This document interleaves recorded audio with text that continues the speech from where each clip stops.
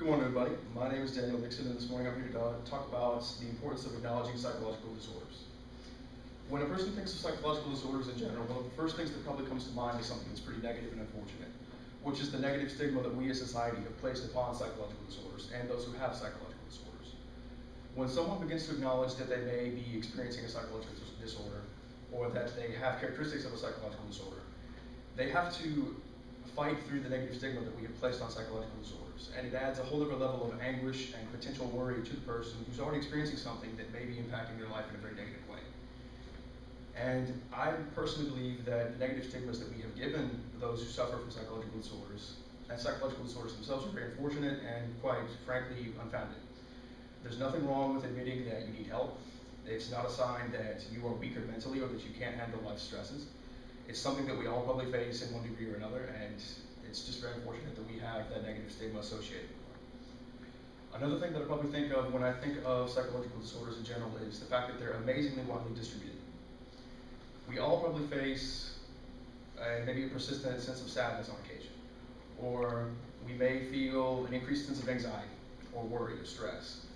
And those can be attributed to a lot of things, but those in general can be described as characteristics of psychological trauma, psychological disorder. And even if you don't have a psychological disorder in its full-blown form, you can still have it in one way or another based upon certain characteristics. So it's, like I said earlier, it's something that we all face in one degree or another, and it's something that is amazingly widely distributed. We all have to acknowledge it at some point or another, and it's not something that just a few people experience who are locked away in psych wards. It's something that we all need to realize that it does occur.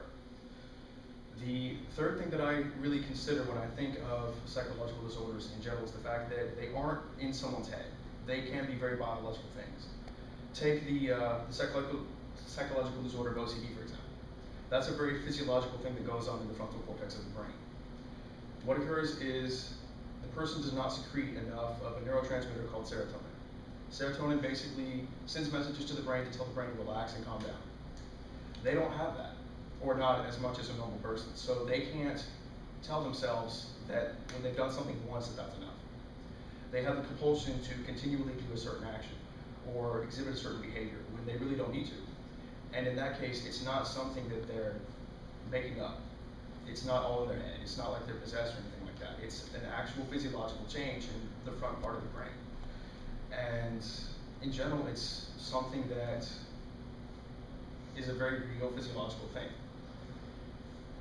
Just as a final note, I would like to mention that in general, psychological disorders have a wide variety of treatment options. And that if you experience a psychological disorder, or if you think you might have one, or if you know someone who does have one, that there are a wide variety of treatment options out there. There's medication. In the case of it being something like OCD, you could take a selective serotonin inhibitor. Basically gives you more serotonin, so you can calm down. You can go to cognitive behavioral therapy.